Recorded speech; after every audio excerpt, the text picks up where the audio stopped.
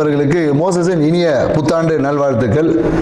இந்த ஆங்கில புத்தாண்டு பார்த்தீங்கன்னா வியாழக்கிழமை ரோகிணி நட்சத்திரம் பிறக்குது. ஸோ இந்த புத்தாண்டு எப்படி இருக்கும் அப்படின்றத சும்மா ஒரு அனலைஸ் பண்ணுவோம். ஏன்னா இந்த புத்தாண்டு பார்த்தீங்கன்னா 1/1/2026 இது மொத்த கூட்டுத்தொகை பார்த்தீங்கன்னு வச்சுக்கிங்களேன் 3ஆம் நம்பர். ஸோ இந்த வருடத்தோடைய கூட்டுத்தொகை பார்த்தீங்கன்னு வச்சுக்கிங்களேன் 1ஆம் நம்பர் 10 சூரியனோட ஆதிக்கம். இந்த வருடம் வந்து சூரியனோட ஆதிக்கத்திலும் குருவோட தன்மையிலும் இருக்கு. ஏன்னா இந்த 2 கிரகமே பார்த்தீங்கன்னா மிகுந்த வலிமையான கிரகங்கள். ஒன்று ஆன்மீகத்தில் மிக உச்சமானது, இன்னொன்று பார்த்தீங்கன்னா அரசியலில் உச்சம். ஸோ அப்போ இந்த அரசியலுக்கும் ஆன்மீகத்துக்கும் ஒரு மிகப்பெரிய ஒரு போட்டி என்பது இருக்கும். அதே போல் என்னன்னாக்கா ஆன்மீக அரசியல் என்பதும் இந்த காலகட்டத்தில் மக்கள்கிட்ட வந்து கொஞ்சம் சிறப்பாக இருக்கும்னு சொல்ல முடியும். அந்த ஆன்மீகத்தால் நிறைய பிரச்சனைகளும் அரசாங்கத்துக்கு இருக்கும். ஆன்மீகம் சார்ந்த விஷயங்களில் நிறைய குழப்பங்கள், தேவையற்ற பிரச்சனைகளும் இந்த காலகட்டத்தில் இருக்கக்கூடிய ஒரு காலகட்டம். ஏன்னா ரோகிணி நட்சத்திரம் சந்திரனோட நட்சத்திரம் சுயசாரத்தில் இந்த வருடம் பிறப்பதனால விவசாயம் என்பது இந்த காலகட்டத்தில் ரொம்ப சிறப்பாக இருக்குன்னு சொல்ல முடியும். விவசாயம் மிக சிறப்பாக இருக்கும். குறிப்பாக என்னன்னாக்கா குழந்தைகளோட நலனை பேணி காப்பதற்காக இல்லை குழந்தைகளோட வெல்ஃபேருக்காக புதிய சட்டங்கள் எல்லாமே வரும். இந்த காலகட்டத்தில் என்னன்னாக்கா அரசாங்கத்தில் பார்த்தீங்கன்னா அதுவும் என்ன மத்திய மாநில அரசாங்கம் இரண்டும் ஒன்று இணைந்து குழந்தைகளுடைய மேம்பாட்டுக்காக ஏதாவது ஸ்கீம்ஸ் குழந்தைகள் ஏற்கனவே ஜெயலலிதா அம்மா பீரியடில் தொட்டில் குழந்தை திட்டம் மாதிரி இந்த காலகட்டத்தில் குழந்தைகள் எதிர்கால நலன் பாதுகாப்புக்காக சில சட்டங்களை உருவாக்கக்கூடிய வாய்ப்புகள் இருக்கு. ஏன்னா காஸ்மெட்டிக் திங்ஸ்ல ஏதாவது ஒரு பிரச்சனைகளை சந்திச்சு காஸ்மெட்டிக் திங்ஸ்க்கு ஒரு ரெகுலேட்டர் ஆக்ட் ஏதாவது வரும். ஏன்னா நிறைய பார்த்தீங்கன்னா இந்த ரசாயன கலப்பால நிறைய பிரச்சனைகளை உருவாக்கக்கூடிய, அதனால என்னன்னாக்கா நிறைய பேருக்கு இந்த ஹியூமினிட்டி டெஃபிஷியன்சி வரக்கூடிய வாய்ப்பு இருக்கு.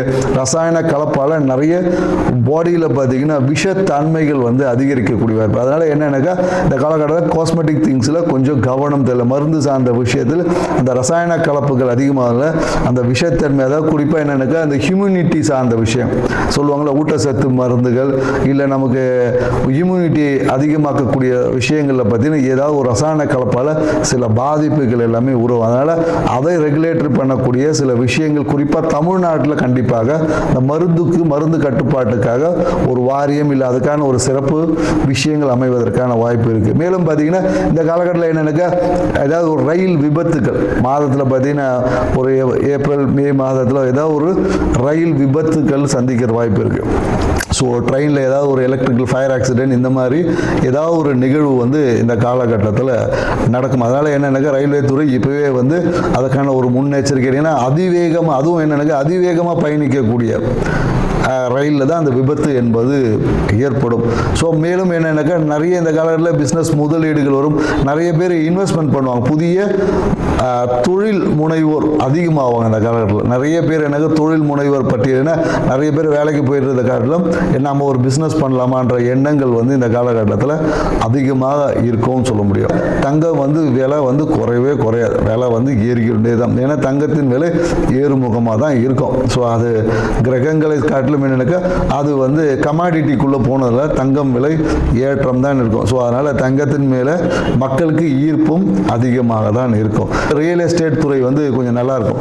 ரியல் எஸ்டேட் துறையில் வந்து மத்திய மாநில அரசுகளுமே அதில் இருக்கக்கூடிய அந்த ரெஸ்ட்ரிக்ஷன்ஸை வந்து கொஞ்சம் குறைத்து இந்த கட்டுமான துறை ரியல் எஸ்டேட் துறையில் வந்து ஒரு வளர்ச்சியான ஒரு பாதை என்பது இருக்கும். டெக்னாலஜி வளர வளர அதை அழிக்கக்கூடிய ஆற்றல், அதனால் பிரச்சனைகளை மக்கள் சந்திக்கக்கூடிய விஷயமும் இருக்கும். பிரச்சனையும் இருக்குது டெக்னாலஜியில் பார்த்தீங்கன்னா நிறைய. ஏன்னா இப்போவே பார்த்தீங்கன்னா டெக்னாலஜியில் வந்து ஆதார் கார்டை கொடுத்தா ஆட்டையை போட்டுறாங்களே, அது மாதிரி வந்து வளர்ச்சியும் ஒரு சைடு இருக்கும். அதில் இருக்கக்கூடிய பிரச்சனைகளை கையாளுவதில் அரசாங்கம் வந்து ரொம்ப திணறும். ஸோ அதனால் ஏன்னா நிறைய இந்த ஏடிஎம் கார்டு ஹேக்கிங் இந்த மாதிரியான நிறைய இந்த ஃப்ராடு திங்ஸ் வந்து இன்னும் வளர்ச்சி அடையும். அதை கட்டுப்படுத்துவதற்கு அரசாங்கம் நிறைய ரெகுலேட்டரி போட்டாலும் ஆனால் அந்த விஷயங்களை கட்டுப்படுத்த முடியாமல் அரசு சார்ந்த துறை வந்து ஏதாவது ஒரு சுணக்கமான விஷயம் கண்டிப்பாக இருக்கும். ஆண் குழந்தைகளின் பிறப்பு விகிதம் கொஞ்சம் அதிகமாக இருக்கும். ஆண் குழந்தைகள் இந்த வருடத்தில் அதிகமாக பிறப்பாங்க. இந்த புத்தாண்டு என்பது மக்களுக்கு ஒரு வளர்ச்சியை கொடுத்தாலும் பொருளாதார புழக்கத்தை ஏற்படுத்தினாலும் எல்லாமே கடன் வாங்கி போகக்கூடிய விஷயமா தான் இருக்கு. ஸோ அதனால மக்கள் தங்களுடைய கையிருப்புக்கு ஏற்ற மாதிரி கடன் வாங்கி உங்களுடைய வாழ்க்கையை அமைச்சுக்குங்க.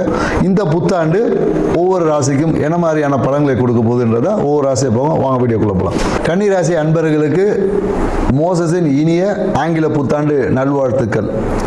இந்த 2026ஆம் ஆண்டு கன்னிராசிக்கு என்ன மாதிரியான நற்பலன்களை கொடுக்க போகுது இதாங்க நம்ம பார்க்க போகிறோம். இந்த ஆண்டின் தொடக்கத்திலே பாருங்க, ராசி அதிபதியான புதன் பகவான் 4ஆம் இடத்துல இருக்கார். இப்போ 4ஆம் இடம் என்பது எதை சொல்லக்கூடிய, உங்கள் சுகத்தை சொல்லக்கூடிய ஸ்தானம். அப்போ என்ன மாதிரி அமைப்போது, உங்கள் வாழ்க்கையில் நீங்கள் எதிர்பார்த்த அந்த சுகத்தை கொடுக்கக்கூடிய ஒரு ஆண்டு தாங்க இந்த ஆண்டு.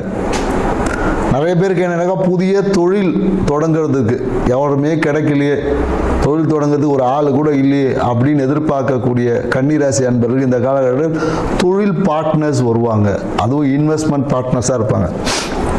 தொழிலில் இன்வெஸ்ட்மெண்ட் பார்ட்னர்ஸ் இந்த காலகட்டத்தில் கன்னிராசிக்காரர்கள் கிடைப்பாங்க. அதனால் தொழிலில் மிகப்பெரிய ஒரு வளர்ச்சியை அடையக்கூடிய ஒரு வாய்ப்பு இந்த காலகட்டத்தில் உங்களுக்கு உருவாக போகிறது. அதே போல் நிறைய பேர் என்ன பண்ணுவாங்கன்னா, வெளிநாடு முதலீடுகள் வழியாக அந்த நபர் வெளிநாடு நபராக கூட இருக்கும். ஏன்னா நிறைய பேர் இந்த காலகட்டத்தில் அரசியல் பின்புலம் இருக்கும். அரசியல் பின்புலம் இருக்கக்கூடிய இன்வெஸ்ட்மெண்ட் பார்ட்னர்ஸ் நிறைய பேர் வருவாங்க. அரசியல் இருக்கக்கூடியவங்களுக்கு இந்த காலகட்டத்தில் நிறைய குழப்பங்களை தீர்த்து தெளிவடையக்கூடிய ஒரு ஆண்டு. அரசியல் இவ்வளோ நாள் ஒரு குழம்புன குட்டைக்குள்ளே இருந்துட்டு இப்போ எல்லாமே குட்டையிலேருந்து எல்லாம் வெளியே தெளிவாக பயணிக்கக்கூடிய ஒரு ஆண்டாக இந்த ஆண்டு அமையப் போகிறது. ஸோ ஏன்னா இந்த ஆண்டு பாருங்கள், ஆண்டின் தொடக்கத்தில் குருவோட பார்வை 4ல் இருக்குது. கண்டிப்பாக இந்த காலத்தில் கன்னிராசிக்காரங்களுக்கு வீடு வண்டி வாகனம் உறுதியாக இருக்குது. அதே போல் என்னென்னாக்கா வருமானம், தொழில் மூலயமாக கண்டிப்பாக வருமானம் என்பது இருக்குது. நிறைய பேருக்கு என்னென்னாக்கா பழைய பிரச்சனை, இது எங்கடா முடியும் தொலைய மாட்டேங்குது, அப்படி போகுது வருது அப்படின்னு இருந்தக்கூடிய நிறைய இந்த ஸ்கின் தொந்தரவுகள், அலர்ஜிஸ், இந்த பழைய வியாதிகள் புரியுதுங்களா, உடம்புல ஏற்பட்ட கழிவுகளால் ஏற்பட்ட வியாதிகள், இந்த வியாதிகள் எல்லாமே குணமாகக்கூடிய ஒரு ஆண்டு அப்படின்னு சொல்லுவோம். ஏன்னா ஆண்டின் தொடக்கத்தில் பார்த்தீங்கன்னா அபரிவிதமான நல்லது நடக்க போகுது. தொட்டதெல்லாம் பொண்ணாக போடைய காலகட்டம் இது எல்லாமே பார்த்தீங்கன்னா புதுசாக கல்யாணம் ஆகும்போது வரக்கூடிய மனைவி எப்படி வருவாங்கன்னா, வீடு வண்டி வாகனம் காரு சொத்து பங்களாவோட வருவாங்க. இதே கல்யாணம் பண்ணக்கூடிய கன்னிராசிக்காரர்களாக இருந்தால் வரக்கூடிய மனைவியோ கணவனோ வீடு வண்டி வாகனத்தோடு தான் இந்த காலம் கல்யாணம் இருக்கும். சொந்த வீடோடு தான் வருவாங்க. அதனால் நீங்கள் அதை பற்றி யோசிக்க, சொந்த வீடு இருக்காங்க கேள்வியே கேட்கணும். ஜாதகம் பொருந்துச்சுன்னா கேட்டிங்கன்னா ஆமாங்க சொத்து இருக்குங்க, எனக்கு சொந்த வீடு இருக்குது, கார் இருக்குது, கண்டிப்பாக சொல்லுவாங்க.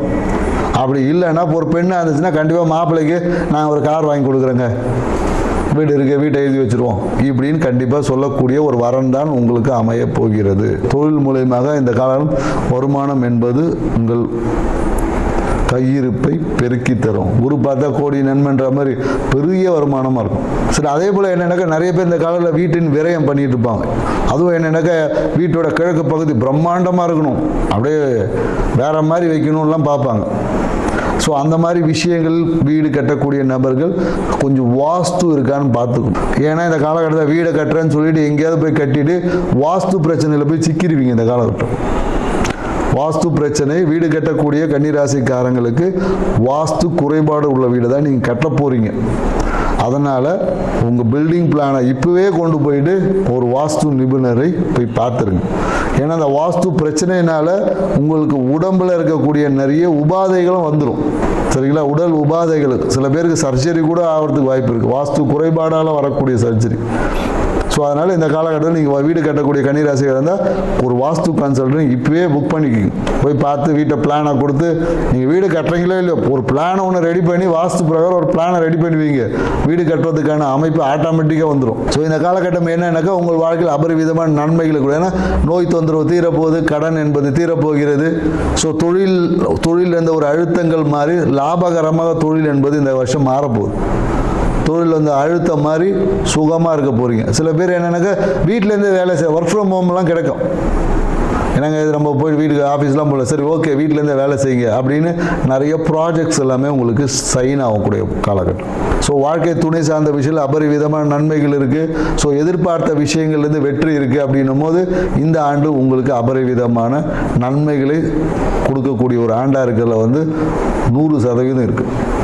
ஸோ இது எல்லாமே பெறறதுக்கு நாம் என்னங்க பண்ணோம்? ஓகே வேலை இருக்குது, சூப்பராக இருக்குது, இது நல்லா இருக்குது, இதெல்லாம் எனக்கு கிடைக்கணும்னா நான் இப்படியே இருந்தால் போதுமா, இல்லை என்ன ஏதாவது தயார்படுதுண்ணே? ஏன்னா இப்போ ஒரு கல்யாணம் ஒருத்தருக்கு நடக்குதுன்னா அப்படியே வீட்டில் இருக்கிற மாதிரி ஒரு வேட்டியை கட்டிக்கிட்டு இல்லை ஒரு லுங்கியை கட்டிக்கிட்டு அப்படியே போனால் கல்யாணம் பண்ணுறாங்களா? அப்போ அதுக்கு தன்னை தயார்படுத்திக்கணும் இல்லையா? அதே போல் தான் இந்த விஷயங்கள் தயார்படுத்துறதுக்கு என்ன பண்ணணும், இந்த விஷயங்கள் எனக்கு முழுமையாக கிடைக்கிறது என்ன பண்ணணும்? திருமணம் ஆகி இருந்தாங்கன்னு வச்சுக்கிங்களேன், உங்கள் மனைவிக்கு தேவையான உங்களோட மனைவியோட ஆசைகளை நீங்கள் நிறைவேற்றணும். ரொம்ப கஷ்டம்தான், ஆனால் செஞ்சு தான் ஆகணும். அதே போல் என்னென்னாக்கா அம்மாவுக்கு தேவையான அம்மாவுக்கு பொருளாதார உதவி கொடுக்கணும். மாதமான அம்மாவுக்கு ஒரு செலவுக்கு காசை எடுத்து கொடுத்துருங்க. இந்தம்மா வச்சுக்குமா, அவங்க ஏதாவது செலவுக்கு வாங்கிக்கோ, அவங்க பிடிச்சதெல்லாம் வாங்கிக்கோ. காசாக கொடுக்கணும். மனைவிக்கு காசாக கொடுக்கக்கூடாது, ஆசைப்பட்டதை வாங்கி கொடுக்கணும். ஏற்கனவே ஆசைப்பட்டு நீங்கள் வாங்கி கொடுத்துருப்பீங்க, ஆனால் இந்த வருஷம் கண்டிப்பாக செய்யணுன்றதான் சொல்லும். ஸோ அதே போல் என்னென்னாக்கா மருத்துவ விரயங்கள், யாராவது ஒரு மருத்துவ உதவி எதாவது கேட்டாங்கன்னா சரி போப்பா இந்த அப்படின்னு அள்ளி கொடுக்கணும். ஏன்னா கன்னிராசிக்காரங்க ரொம்ப எல்லாத்தையும் ஓவராக யோசித்து டயர்டாகிடுவாங்க. ஒன்றும் இல்லாத விஷயத்தை அதிகமாக யோசித்து டயர்டாகி அதனாலே பிரச்சனை அனுபவிக்கிற ராசி எதுனா கன்னிராசிக்காரர் தான். ஸோ அதனால் இந்த காலகட்டம் யாரோ உங்களுக்கு ஒரு மருத்துவ உதவி கேட்டாங்களா, டப்பா வச்சுக்கோ அப்படின்னு யோசிக்காமல் கொடுத்துணும். நீங்களே நேரடியாக போயிட்டு அவருக்கு நான் மருந்து வாங்கி கொடுக்குறேன்ப்பா, ஒரு மருந்து ஸ்லிப் எனக்கு அமுச்சு விடு, ஏப்பா யாராவது விட்டு காசை கொடுத்து ஒரு மருந்து வாங்கி கொடுத்து பாருங்க. இது எல்லாமே செஞ்சிங்கன்னா இந்த ஆண்டு கண்டிப்பாக உங்களுக்கு ஒரு சொந்த வீடு அமையும். திருமணம் ஆகாத கண்டிப்பாக திருமணம் நடக்கும். நீங்கள் எழுதி வச்சுக்கங்க, கீழே என் நம்பருக்கும் கால் பண்ணி கூட நீங்கள் சொல்லுங்கள். ஸோ இந்த ஆண்டு இந்த விஷயங்களை செய்யும்போது உங்கள் வாழ்க்கையில் மகிழ்ச்சியை அலங்கரிக்கக்கூடிய ஆண்டாக அமையும். நன்றி, வணக்கம்.